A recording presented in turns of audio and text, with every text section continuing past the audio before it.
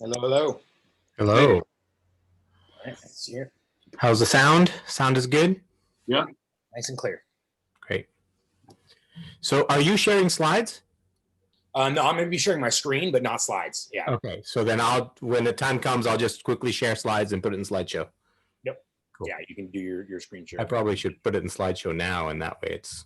Oh yeah, when you're ready to share your screen, the presentation will be ready to go. Yeah. Hello, early attendees. Hello. Welcome. Cool. Hello, Alvaro. Hello, Jason. Hello, Jeff. Eamon, Jennings. So great having you. Just a couple minutes early here. Steve Holiday, what a great last name.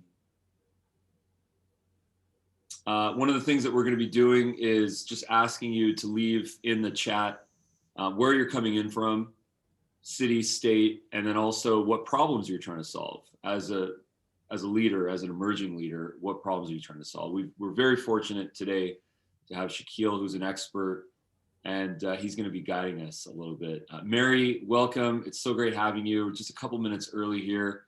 My name is Ruben Dua from Dubb. We've got Darius Santos from Dubb.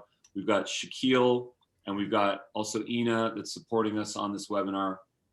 If there's any specific questions that you have for the event, please put those in the chat, or rather put them in the Q&A. And then if you'd like to just drop us a quick note, you can put that in the chat. Cool. We're very dog and kid friendly during these webinars. So if there's any disruptions from small critters or creatures, they're part of the script, as they say. Yeah. It's all planned. It's all planned.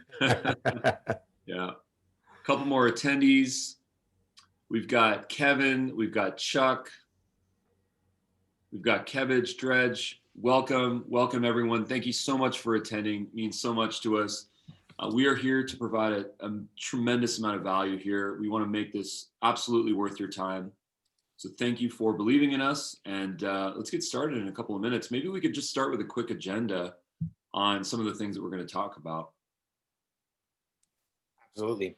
So we got a minute or two left here, guys. What we're going to be doing in today's webinar, we're going to do just a little demonstration of Dubb for those of you guys that are new to Dubb, that haven't had a kind of live demonstration before. We're going to do a brief presentation there, and then we're going to really quickly segue into the topic of today's training, which is with our host, Shakeel. He's going to take us through some very valuable training in leadership in the age of disruption, which is today. The things we're going through today, Shakeel's going to help us navigate these as leaders and as emerging leaders in our companies. Go ahead, Shakeel. Tell us a little bit about it. We're not going to dive in yet. Just give us a teaser. Yeah, sure. I mean, the truth is that disruption's been happening for years, even before the pandemic. It's just that now we're all going through it all over the world at the same time, no matter what industry you're in.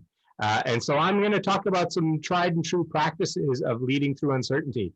That the truth is we all know these things, but there's a big gap between knowing and doing oftentimes. And so today I really want to spend some time focusing on reinforcing the knowing, but giving you a few things that people can actually do to demonstrate the leadership and develop their skills there.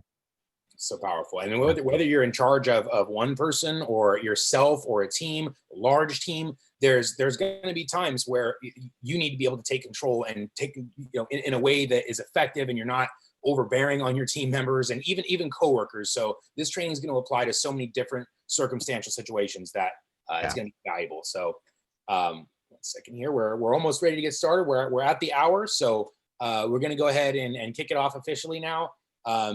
Ruben, let's kick it off. Thank you, Darius. Yeah, I think that leadership has evolved and changed so much in our current climate, and there are a lot of things that we haven't yet been prepared for. And I think a lot of those are rooted in being remote, first and foremost. I recall my experiences with some great leaders that I've had the opportunity to work with and for. And a lot of it I realized was actually huddles. It was meeting in conference rooms. It was going to restaurants, sometimes even bars. And, the idea was we're physically close and we feel a camaraderie. We feel motivated. There's some team element there. And I think that obviously a lot of that has changed. And I don't think that's a temporary thing. I think that's a permanent thing. Now we realize how powerful synchronous meeting is, just like this, in a webinar, in a Zoom meeting, so many different channels now that we have to choose from. And I think that for leaders, I think that it's incredibly important to know some of the things that we can do to motivate people and to get people excited. And this is something that I think about a lot as a leader and as also a follower.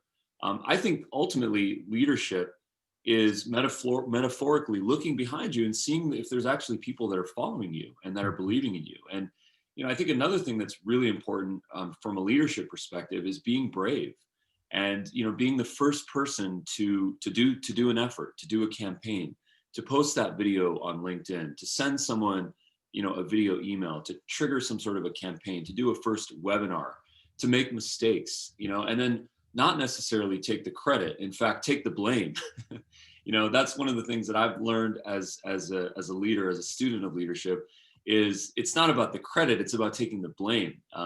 After all, it's not about how much we know, it's about how much we care. I think that's what really connects to people. That's the idea of empathy. That's the idea of compassion. We're all going through small wars in our lives, personally, professionally. There are things on the other side of this camera that you can't see that's happening in my world. I think it's so important that leaders understand that they appreciate that they know that there's a struggle. And that, in fact, it's an opportunity. It's an opportunity to connect and to evolve and to grow. So, Shakeel, thank you so much for joining us and for being here with us. We're very excited to learn. Yeah, me too. I always love this conversation, particularly with people that are interested in talking about this. So thanks for having me. Absolutely.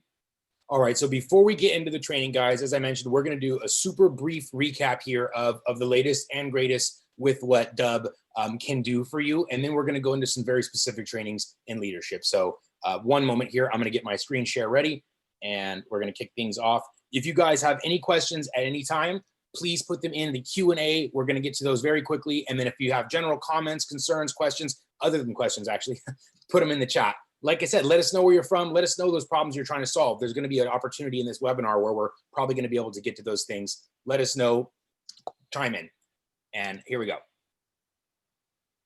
So the first thing you're going to see is, I'm going to pull up Shakeel's LinkedIn here, great looking profile. And so what I want to show you guys quickly here is what Dubb does. Dubb is the ability to enable you and your business and your employees to enable the power of video messaging. And when I say video messaging, I mean, it's more than just like a video in an email. You can send video through any channel of method of communication you're already using, whether it's LinkedIn or social media of other kinds, Facebook or WhatsApp, text message, email, you name it. However you're communicating, Dubb allows you to use video through that medium. So what Dubb, or how Dubb does this, is a couple of things. It is the creation, the customization, and the distribution of those videos. So I'm just going to quickly cover those three components, and you guys can get an idea of what Dubb does, and then we'll jump into the bulk of the training here. The first part we're going to talk about is the creation, which is the Chrome extension, which I'm going to show you here. And we have a mobile app. We also have a desktop app. So the idea here is one-click access to record a video wherever you are. So you're in LinkedIn, you're in your Google, your Gmail, wherever, one click. And now you can see here, I can record my screen. It can include my webcam down here. It can include my profile picture if I have bedhead or something, having a bad hair day. And all I have to do is hit record now. And it's going to be recording, in this case, it's going to record my webcam in the bottom corner and my screen at the same time. So for this video, let's say if I wanted to reach out to Shakeel, I'd say, hey, Shakeel, I just wanted to connect with you. I saw we had 26 mutual connections. So we're in the same circle. We should definitely chat.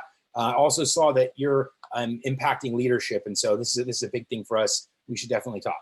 And there we go, right? That video is uploaded. So this is what I mean by one click, or the ease of access for recording, whether it's the Chrome extension, the desktop app, or your mobile app. You can also take a video from any source, whether it's YouTube or a videographer made it for you, or it's from your cell phone, anywhere, and you can upload that to Dubb as well. So that's the first part, is the creation component. Again, one-click access wherever you are, Chrome extension, mobile app, etc. We also have direct integrations inside of your favorite tools like LinkedIn and Gmail and CRMs. You can see the little Dubb button right in here. and that'll allow me to record videos right where I'm at. So that's the other part of the creation component. Now, the next piece here is the customization. So you saw how easy it is to make a video, but now what Dubb does is it wraps this video up professionally so that, you know, it's not like going to YouTube where there's all these distractions and advertisements. It's not just a blank page where the video is the only thing on it and there's nothing else there. You can see here, this whole page got built automatically based on what Dubb can do for us. So here's the video for Shakeel. I made that in 15 seconds, it looks like. And then at the end of that, it's automatically going to play the next videos in the sequence, which in my case is can be used to an explainer video for what Dubb is. You can see this one's 4 minutes long. It's fully produced, has a ton of production value in there. So it's something that I couldn't produce on my own on the fly, but I'm able to get the best of both here. Something custom that I made just for Shakeel. Hey, Shakeel, you're special, and I want to create an impact and break through some noise and really get through to you. And so I created this video just for you, but I don't want to have to repeat the bulk of what I'm actually having to say. And that's where that playlist comes into play, is using the best of both worlds. Custom videos leveraged along with pre-recorded content. And you can put as many of these as you need to here. So you see testimonials comes after the explainer. So whatever you need to put in there in terms of your use case, that can be done automatically. The next part there is the call to action buttons, because when we're creating videos, there's always a really specific intention, something very specific we're trying to accomplish, whether that's to get the recipient to take a certain action or to educate them or to motivate them to do what we want them to do. And that's really what these buttons and playlists is designed to do. So these buttons can do anything you can think of in the digital space. So we can have them download an attachment, fill out a form, go to a URL, a destination of our choice. They can book a time in our calendar. They can even shoot a video of their own without having to download or sign up or install anything. So literally anything you can think of, just about you want them to do, we can set up the buttons to do so. And it happens again in a very automatic way.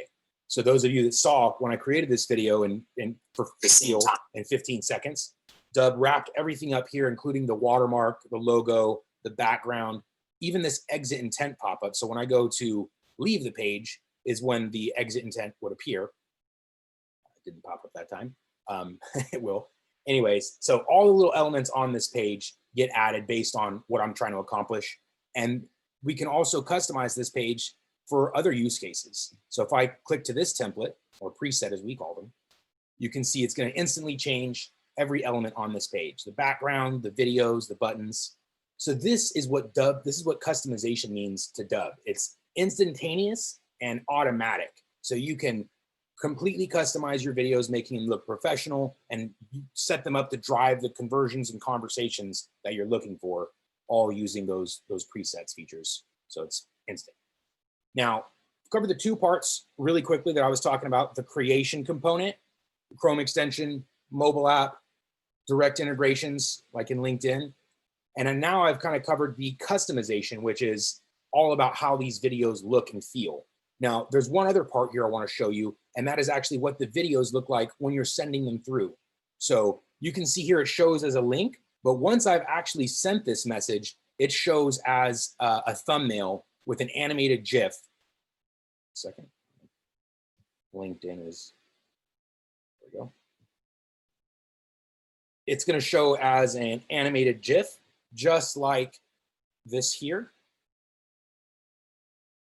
Got a lot of videos examples in there. So you can see that this is going to be much more interesting than like just my face. Let me see, I'm trying to look for one of the better examples.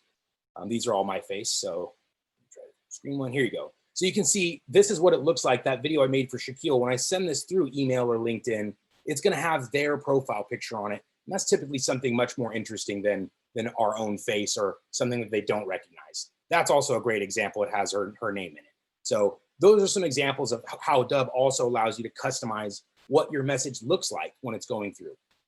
So that is the customization. The last part here, which I kind of touched on a little bit, is the distribution. When we're actually ready to send these videos out, Dubb gives you the ability to put these videos into any single messaging platform you're using. So we'll start here in LinkedIn because it's open already. We talked about that. We have the direct integration there. Dubb button allows you to send your videos right through LinkedIn, whether we're in Messenger, Recruiter, Sales Navigator, you name it. There's also direct integration with tools like Gmail and Outlook and dozens of CRMs that this button works the same exact way inside your favorite tool. One click will allow you to drop anything you've recorded, any pre-recorded videos in there instantly. Now, just to briefly touch on what we're going to be covering for like leadership things later, we have things like frequently asked questions for people like admins and managers and other leaders where they can actually recycle a lot of that content. So here I have tutorial videos in a tag of mine, so I can instantly leverage anything I've pre-recorded in a folder. So this is the first part of distribution, is the direct integration with Gmail, Outlook, LinkedIn, etc. There's also universal compatibility. So I can send this video through any channel you can think of, whether it's Facebook Messenger or WhatsApp or Skype or you name it, literally. Just name the channel and we can send a video through that channel, and we're gonna be able to track that video. They're gonna get the same full experience where we don't have to worry about attachment limitations or anything like that. They're gonna get the branding, the call to actions, your additional videos, etc. So just a quick housekeeping issue here. Yeah. If you are leaving chat messages, please make sure that you're clicking the drop-down button that says to all panelists and attendees, if that's what your intention is. There's a couple of folks that have just done that to the panelists, so that's only going to be seen by us three. Make sure that attendees is in there. Thank you. Thank you, Ruben. Thank you. Okay, so we were talking about the last part of the distribution here, which is the direct integration, which Gmail, Outlook, LinkedIn, CRMs, there's already a Dubb button built in. And then there's the universal method of copying and pasting this into any other channel maybe we don't have a direct integration with already, because there's thousands of, if not more, out there, tens of thousands, and we'll work with any of them. Now, besides these two methods, there's also built-in marketing automation on Dubb. So here's what that looks like. You can actually build out sequences of automatic emails or text messages to go out. Here's one such example we have. That's 4 text messages that goes out in a series automatically based on some delays that we've built. So this is the marketing automation side, and it's automatically included with Dubb. This is being sent through your own email server. So if you have a Gmail or an Outlook or any other provider, you hook it up to Dubb and we can send out video emails on your behalf in simple sequence or even complicated sequences. So we can be if-then statements, like if they watched something, if they didn't, if they clicked a button, so on and so forth. So automation or workflow building, and then also bulk sending. So we can send out video emails either one-to-one or one-to-many. You can see here's an example of one we sent to 25,000 people. And out of those 25,000, we can come and see who watched, who clicked, who watched what percentage. We can filter that specifically by the type of activity we want here. So if I click views, I can see they watched 25%, he watched 100%, really granular analytics on anything sent through Dubb. And now, regardless of the channel that you're sending it through, whether it's email, Outlook, LinkedIn, blah, blah, blah, you can track it the same exact way. So you can see who's watching your videos, what percentage, if they're clicking on any of these buttons, basically any bit of engagement on these pages are tracked. So that is how distribution works. Now, I don't want to take too much more time here. We can open up questions for Dubb after this. But for those of you that are new, this is what we're just talking about when we're referring to Dubb. It's really an all-in-one tool that allows you to capture, create, customize, and distribute your videos in a very effective way, specific to your business needs and goals. So that's pretty much the super fast, compact demo. Like I said, we're going to open it up for questions after. We're going to have questions, save them for the end, put them in the Q&A, we'll get to them. But we're going to open this up now to the topic of today's training, which is leadership in the age of disruption. So I'm going to go ahead and stop my share. And Ruben, if you want to pass it off, we're going to go straight to Shakeel, right? Yeah, Shakeel, thank you so much. Can't wait to have you next. All right. Thank you very much. I'm really thrilled to have this conversation here today, and great to see so many people interested. Ruben, for those people that weren't able to join, if you have friends that weren't able to join, we will be recording this, right, and sharing it, and we can offer it up afterwards to share. You got it. Let's just dive into this really, really important topic right now. This is something that's been interesting me for a few years, well before the pandemic. How do you lead during times of disruption? There is so much disruption happening in our lives, even before the pandemic, right? We have multiple generations in the workplace. Technology innovations have created tremendous opportunity, but also changed the way we work. You know, the industry's upended. We've got a lot of social issues happening around the world and changing demographics. And so leaders during this time are under a great amount of pressure to connect, to drive their businesses forward. And it's just becoming even more challenging. And so I wanted to really have a chat about this today, because I think there's so much we can do to help, you know, lead our world forward, lead humanity forward, and leaders do it all. And, you know, Ruben, you added a message to one of my posts the other day, is leadership is the greatest public service. It doesn't matter what field you're in, the size of the team you're leading, even if you're not leading a team, but you're in a position of influencing others, it's the greatest public service. And so it's important for all of us to kind of get better at this. As we start our conversation, I want each of you to just think of a leader in your life, somebody that influenced you in your life. And perhaps in chat, you can type up, what are some of the characteristics of that leader that really you think impacted you? And as you carry that memory of that person and the way they impacted you, and you share those things, one of those things that I expect will resonate with you is this idea that that person made an impact on you in some way. You know, early in my career, my first job out of university, a vice president called me into his office. I was several levels below him, but he called me into his office and he said, you know, my advice to you is be a sponge. Absorb everything, watch everything, listen to everybody, and take note of what you're seeing and what you're learning, the good stuff and the bad stuff. And so for 27 years since that first job, I've been doing that. And I've been reading and adding to my knowledge from the things I'm experiencing and seeing, and the experience I'm doing myself as a leader. And I'm going to share some of that with you because it's all really relevant right now. And so I'm grateful for that leader in my life that gave me that single piece of advice, because I probably wouldn't have thought of that idea of watching, learning, listening, and writing things down as I'm experiencing them. So leaders are in a position to make an impact based on the way they help you, the values they pass on, the characteristics they demonstrate. And the way I think of impact in the most natural, raw form is the idea of a drop or a pebble in the middle of the water. And you see that pebble creating these ripples.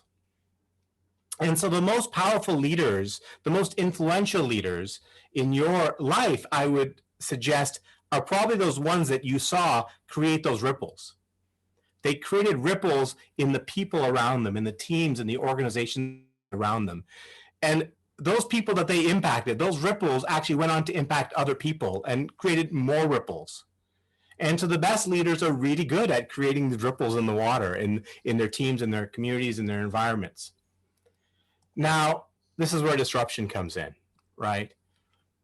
It's a disruptive world, a lot of volatility. And so the waters aren't calm. And when the waters aren't calm, it's very challenging to create ripples. It's very challenging as a leader to impact people when there's so much kind of disruption going on. When you think about disruption, I want you to think about these four letters. The short form is VUCA. We are living in a world of VUCA. Some of you may know what this is, some of you may not. But in the 80s, a group of students at the US Army College came up with this term VUCA, which stands for volatility, uncertainty, complexity, and ambiguity. And those four words, they suggested, were going to describe the nature of the world post-Cold War, the nature of the world in which we are making decisions. And I'm sure that you will all agree that we are living now in a world of volatility where the pace of change is really fast, uncertainty where the outcomes of our decisions are not clear. We don't know exactly what's going to happen with every step, every take, or every decision that we make. The world is complex, meaning there's so many different variables. It's hard to get to the root cause of an issue because there's so many things impacting everything around us. And ambiguity, there's so much information coming at us, it's really hard to make sense of it all. Now, this has been going on for years, well before the pandemic and COVID, right? So how do we manage this? Because the truth is that a study was done back in 2015, and even at that time, only 18% of leaders felt that they were capable of leading in this kind of world, in this VUCA world. And the reason for that is that our education system and the way we've grown up and been raised actually doesn't prepare us for disruptive worlds and the skill sets we need to manage these fast changing and uncertain, complex and ambiguous times. But that doesn't mean we can't develop those skills, right? In fact, one of the very first things I want to talk to you about is this idea that we are all constantly evolving and learning. And part of being able to evolve and learn is just setting the mindset of recognizing that we are able to evolve and learn. And so what I want to offer you here is a set of practices, behaviors, mindsets that I have collected over my career and the experiences I've had, the people I've seen, and the things I've read and studied. And these are likely not the only skills that will help you in a disruptive world, but these are the ones I've identified that have worked for me and have worked for people that I've watched very closely. So the first one is the idea of a growth mindset. A lot of people are talking about growth mindset here. I want to make it really simple. A growth mindset says you are able to learn, to unlearn, and relearn. What does that mean? That means that you have a view on the world that says, just because I've been successful at doing something in the past, or just because I failed at doing something in the past, that doesn't mean that those things will be repeated in the future. If I was successful in the past doing a certain thing, it doesn't mean that I will be successful doing the same thing in the future. And if I have failed at something in the past, it doesn't mean that the experience was wasted. I can draw something from that experience to shift and change the way I do things in the future. And this idea of growth mindset is not just something that we individually carry with us to continue to learn, to grow on a daily basis. It's about demonstrating that to your organization and people. So first aspect of leading through disruption is this idea of constantly being aware that you are learning every single day.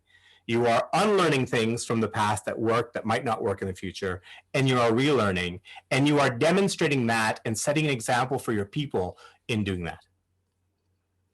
The next thing I want to talk about is customer-centric design.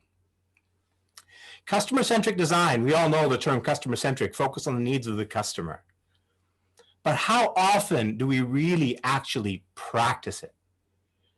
I would suggest most of the time we go through this world thinking about what it is that we want from something and trying to figure out how to persuade other people to want the same thing. If you're selling a product, you have a product, your single mission in life is to find a way to get other people interested in that product.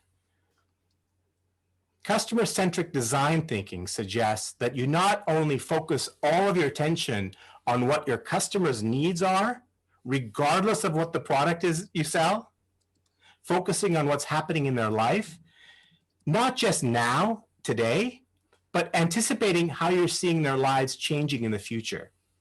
And then working backwards to say, what is it that I can bring? What are the relevant elements of my product? Sure.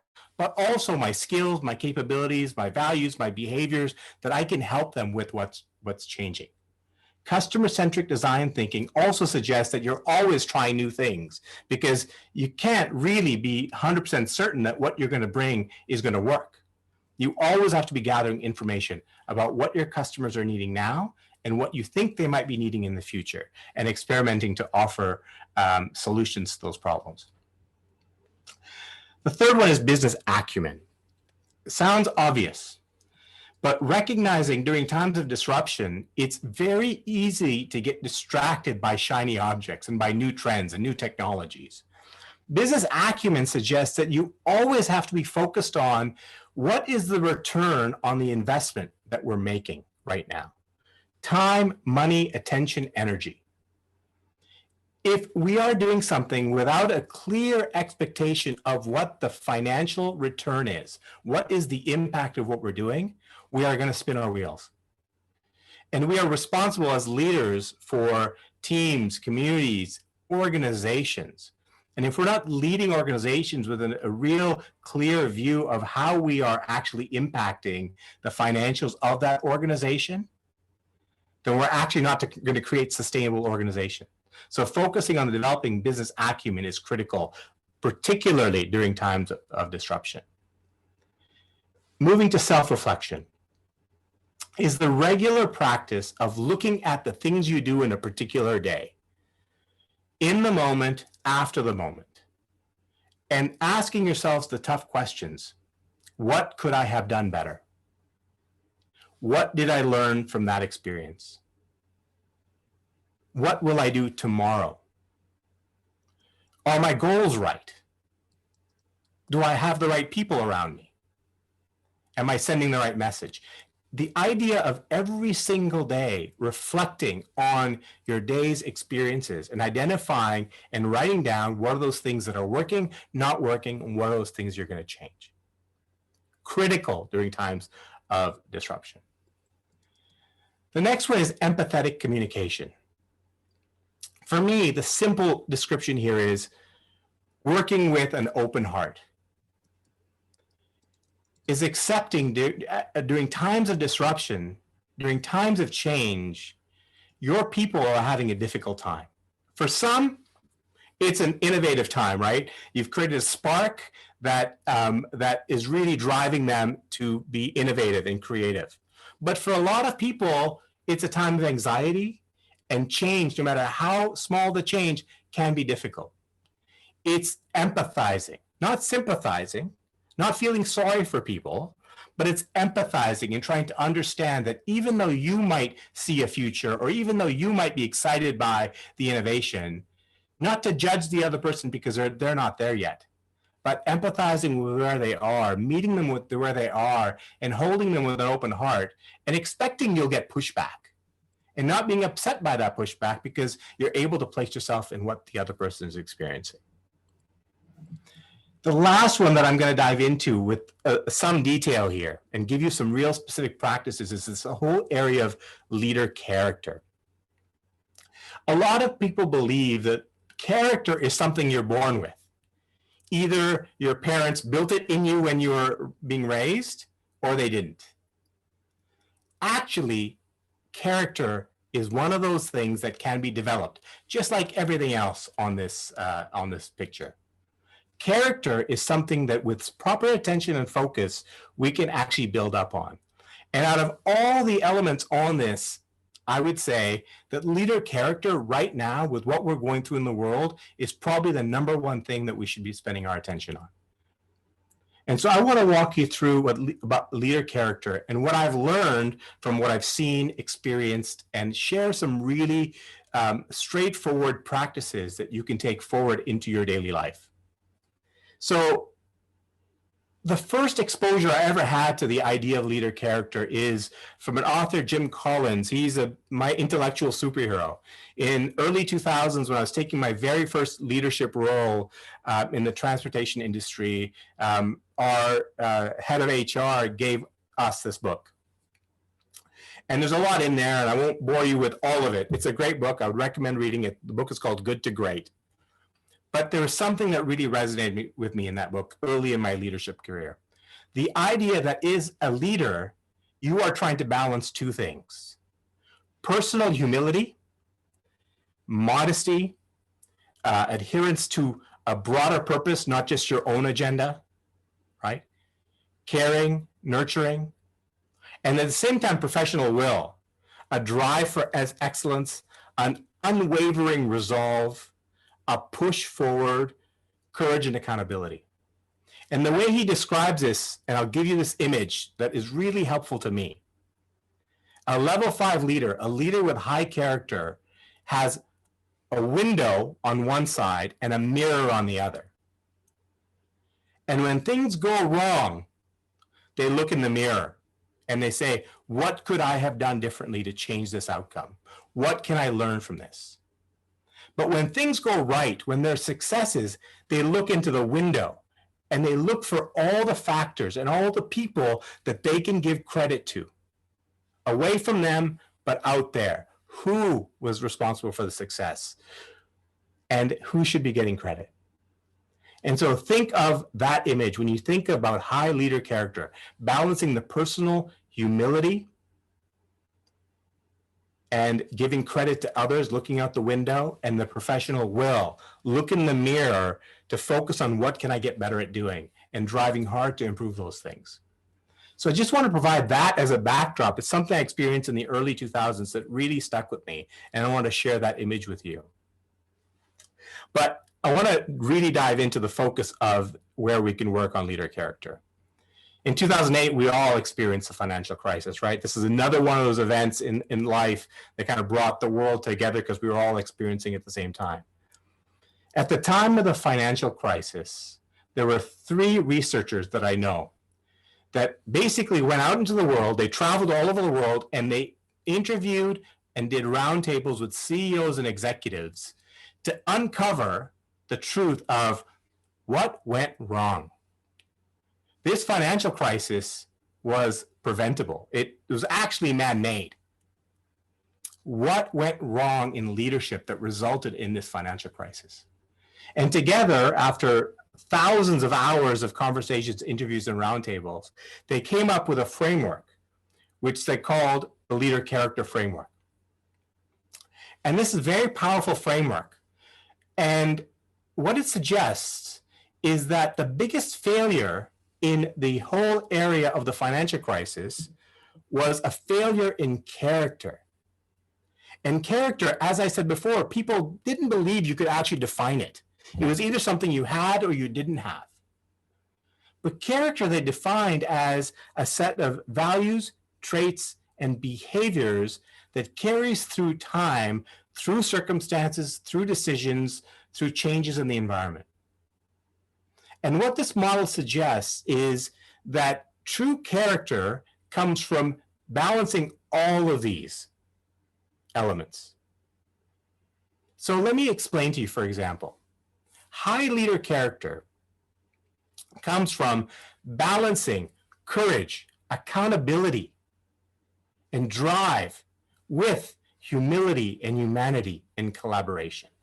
It's not one set or the other set. It is all of it. So just think for a moment. When you've got a leader that's very heavy in courage and drive, but very weak on humility and humanity, what do you end up having? I mean, I would suggest that's some of what led to the financial crisis. You have individuals that are bold, drive for success, but success at all costs.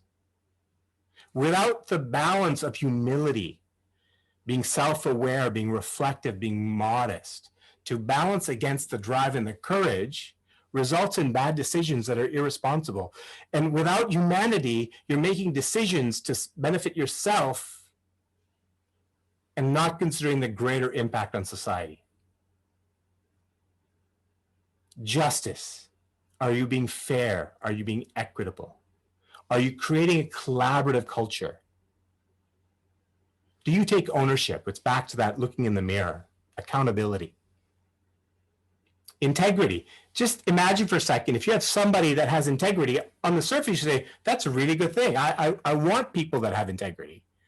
But if you have too much integrity without being able to balance collaboration and humility, what do you have? You have a person that's dogmatic. You have a person that clings to their own view of the world and isn't open-minded. And so yes, they have integrity, but integrity to their view of things, and isn't open to flex and change and take in other perspectives. So this is the Ivy Leader character framework. Now there's a lot of words here, but what I want to dive into next is breaking these words down and identifying what are some specific things that you can do in action. And so let's go through this with some level of detail and really talk about what it could mean to you. And I'm hoping during this time, please do, if you have questions, put them in the Q&A and we will get to them. If you have comments and you want to put some things in chat, please do, and let other people benefit from what you're experiencing here. Just take a minute, not even a minute, take 15 seconds just to kind of just absorb this slide. One of the things I've learned is you can't talk to a slide and have people read it at the same time because they don't get either message. So just take 15 seconds and just look at the words on this slide.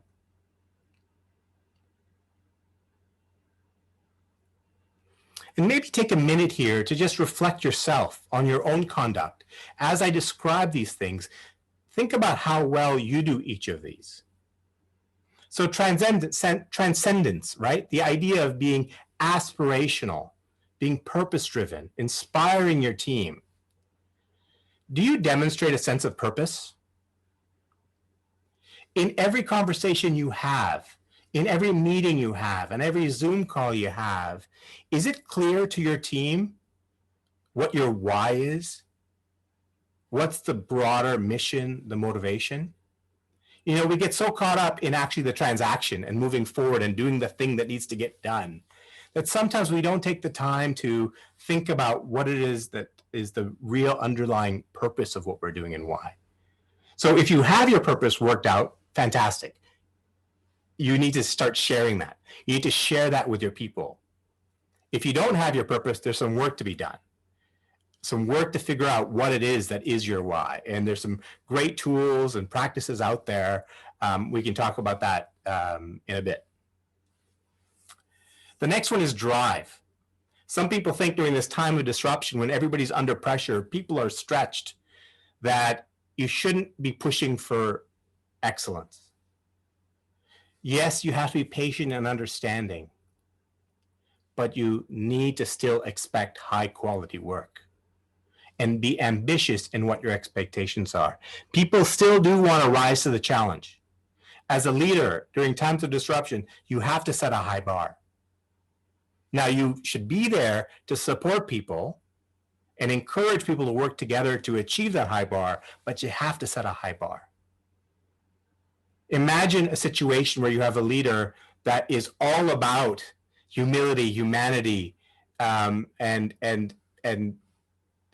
just being nice to everybody and being empathetic, but without drive.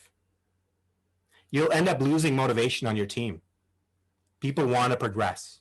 And so drive and making sure that when you are with your team and you're communicating to them, that you make it clear that you are expecting excellence, that you want to be ambitious in what you're trying to achieve, and creating conversations about how you can drive that achievement and ambition on your teams. Collaboration. We know with collaboration, it's about working together, getting on the same page, sharing talents.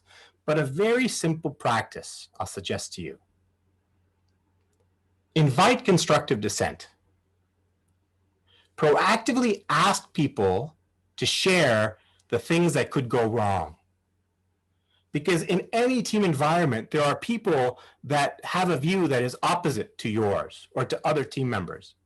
And they may hold back because they don't want to be the voice of dissent. But collaboration is about hearing from all the voices. So at your next conversation, at your next meeting, invite people, create a safe place for people to disagree constructively, but allowing people to voice their concerns when something is different than what the party line is. Humanity, just being available, right? I mean, particularly now where you're not in the same physical place as your teams and as with your coworkers, is just making it known how to reach you, making it known that when you're having a difficult time, that you can be available. Simple, just to say that to people is powerful. Humility, really easy, right? Looking out the window. no matter how big or small somebody's accomplishment is, acknowledging it to them, telling them that you did a really good job here, being specific as to what they did well, not just a general great work. Great work, but why do you think it was great work? Giving people recognition in front of others. Integrity. So we talked earlier about integrity being not this dogmatic adherence to your own views. It's also about transparency. Integrity is about explaining to people what is the rationale behind the decision. So imagine during these times that you need your team to do something. You know, maybe you need them to do it fast and you just need to give an order. Go do this. Integrity is about explaining the why. Taking the time to build a loyalty to the logic of your decision. It's just not just about being transparent, it's about developing your leaders, your future leaders. It's about explaining to them how you've made decisions.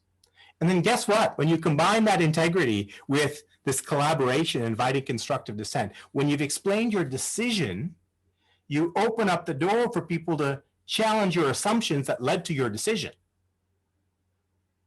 So being transparent and explaining your decisions opens up the opportunity for you to grow yourself and learn and think about things differently. Temperance. Are you calm in the face of crisis? Now, sometimes we think of crisis being, oh my God, the walls are falling down. But there's little crises every day, right?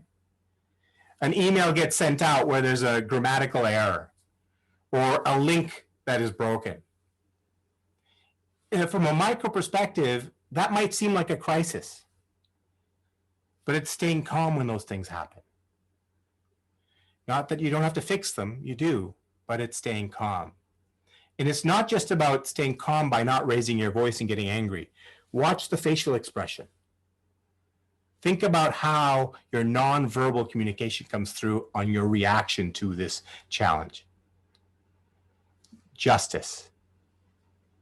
When you observe values being breached, either your own or the organization's, when you observe somebody that perhaps was mistreated in a way, do you speak up?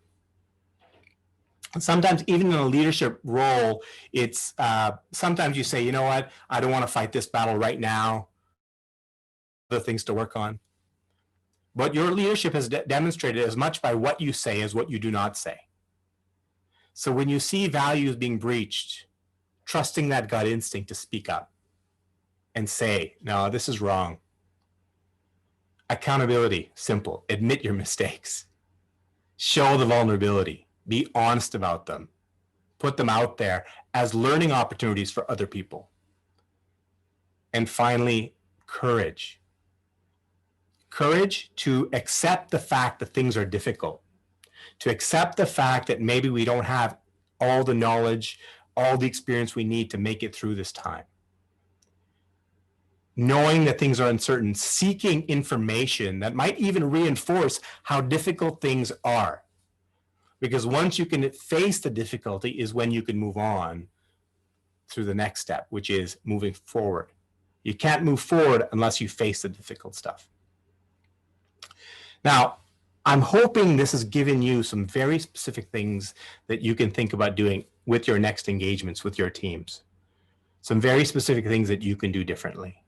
And it would be great if in chat you can add your comments on what some of those things are. And in your Q&A, if you want a bit more clarity on any of these things, please type them and we'll have a conversation in a minute. As we wrap up, a great analogy is a picture to carry in your head. A professor that I know very well, great affection for, Martha Mesnetsky, has given me this great analogy. She goes, leader character right now through the times of disruption is about being Hercules and Buddha at the same time, right? You think of Hercules, he's mythical god, demigod actually, that was a hero for humanity, that faced challenges, that overcame them and led from the front. And then you think of Buddha, a bit softer, nurturing, empathetic, self-reflective, believed that everybody had their answers within them. and you had to help find that within them. So leadership during times of disruption means that you have to be both Hercules, courageous, driving direction, pushing for excellence, taking accountability, and Buddha, empathetic, supporting learning, supporting mistakes, allowing people to self-reflect, self-reflecting yourself. You have to do that at the same time. You have to flex between the two and know what's right in a particular situation. So as we come to a close, I'm going to ask you to reflect for a second and maybe even type it. Are you naturally more of a Hercules or more of a Buddha? Answering that question honestly is, one, demonstrating character, but two, it's making the recognition that there's another side of your leadership that you might need to develop. If you are more Buddha, what can you do in your leader character to develop more Hercules? And in fact, what is it that you actually need to be Hercules about? If you are Hercules and you're driving and pushing for excellence all the time, what is it that you need to be more Buddha about? And writing that down and reflecting on how you can change that going forward. The leader that impacted you, the one you came up with at the top of the hour, what is it that they did? Were they more Hercules or Buddha? And what is it that made them that? Or were they both? And is that why they were impactful to you? And last question I want to ask you, and Darius, the demo you gave us up front really gave me an idea. A challenge during this time: how do you communicate character as a leader in a virtual world where you aren't able, as Ruben talked about, huddling together, getting together live? How do you communicate character in a virtual world? And Darius, using those video tools, I thought, wouldn't it be a really interesting idea to actually, a regular practice of sending messages, emails to your team, in whether it could be in Slack, I guess, it could be in any sort of channel you want, but actually authentic video. So when you are communicating a decision to your team of something that needs to be prioritized over the next little while, communicating a direction like a Hercules, if you do it in a video, and in that video you communicate the logic of why you're asking them to do this thing, and you actually deliver the empathy that shows that it might be hard for some of you, but you're here as a leader to support, and you're available, and you're worried about this happening, right? There's some risks that you're feeling vulnerable about. You could take an hour and write an email to communicate all those things, and you likely won't, because you don't want to put it in writing, and you're not even sure it'll get read. But if you did a quick 2-minute video to your team communicating a decision, or if you did a 2-minute video just checking in with everybody and wanting them to know that you're thinking about them, a 2-minute video to say something about giving somebody credit or recognition for a really great accomplishment, I think that's a really powerful way to communicate character in this world right now, is authentic connection with your face, your words, your emotions. I think it's a really powerful way to use Dubb for that purpose.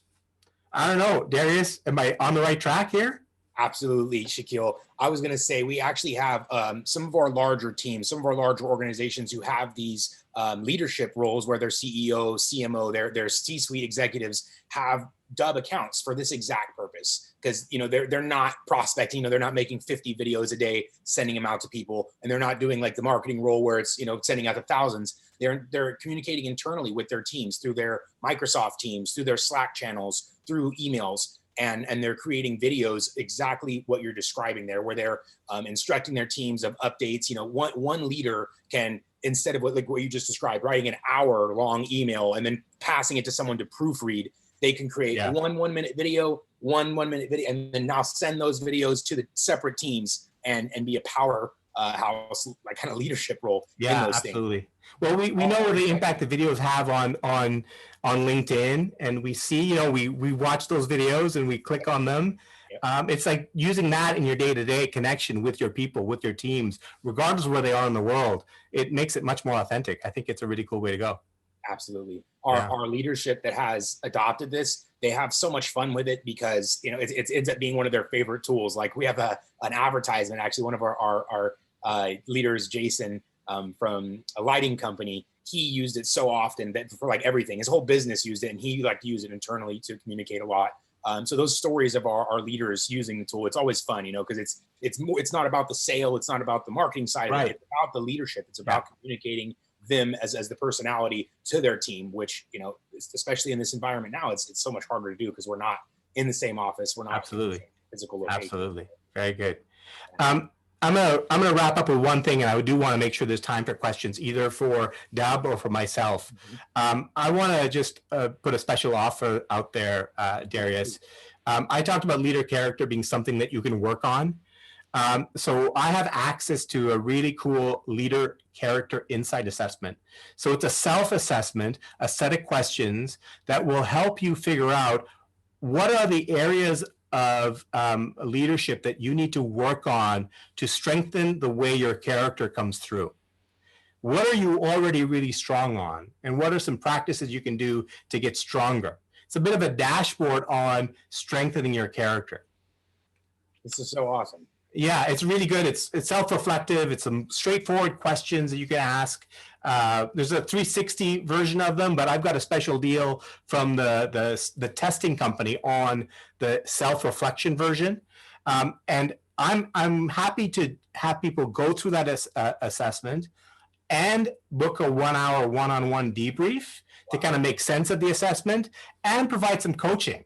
Like I can help people identify what are the 2 or 3 things you can work on in the next, 2 weeks to actually demonstrate the character and strengthen your leadership during these times of disruption. And I've got 10 spots available, and the pricing is there, $250 US or $350 Canadian for that package. My email address, if people want to reach out to me and talk about this, subject line Dubb offer, I'd love to have a conversation with them and provide that support.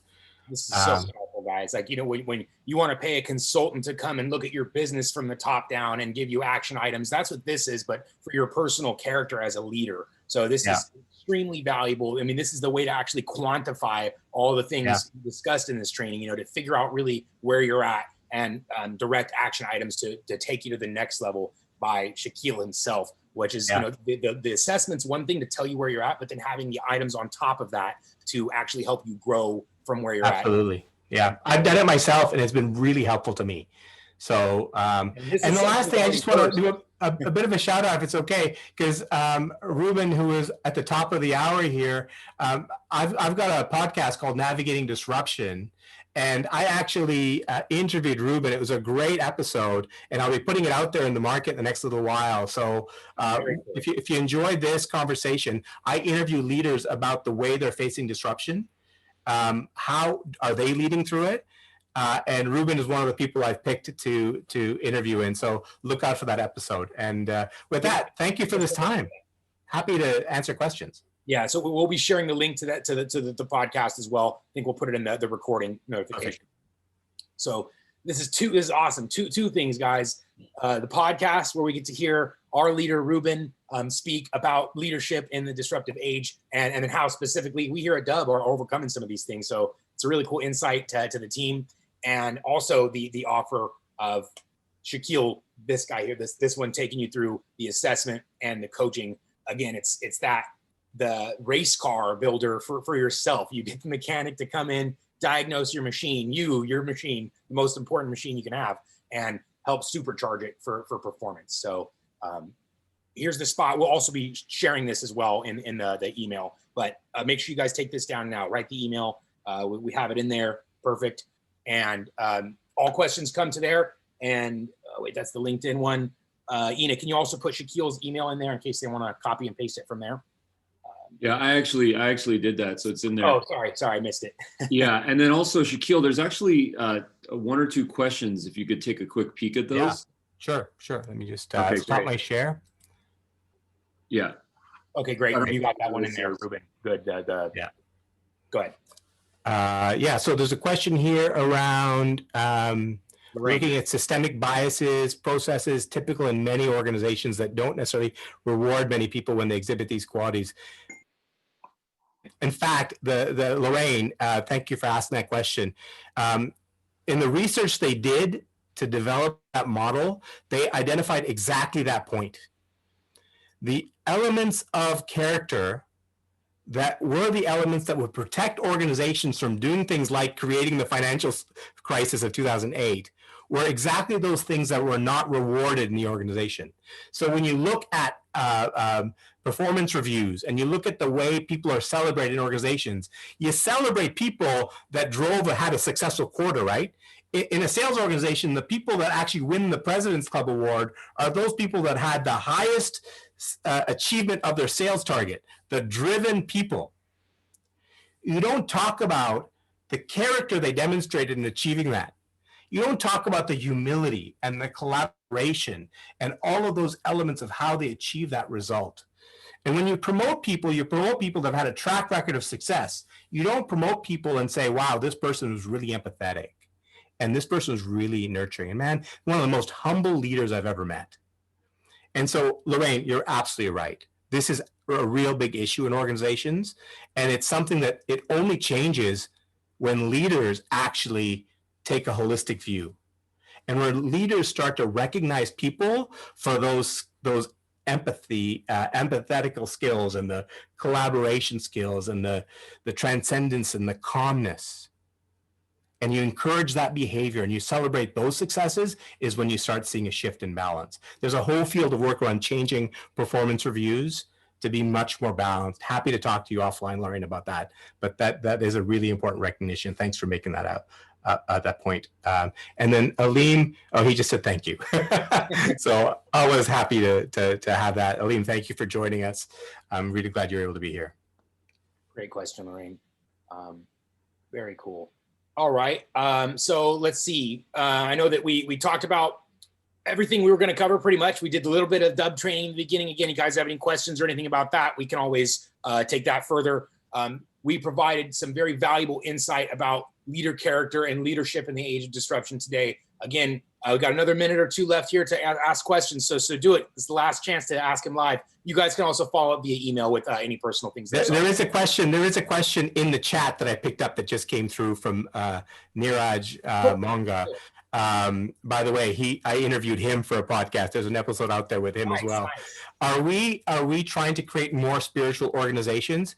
I guess you can view it that way. Some of what I talked about might look at it. I don't think of spiritual as being religious.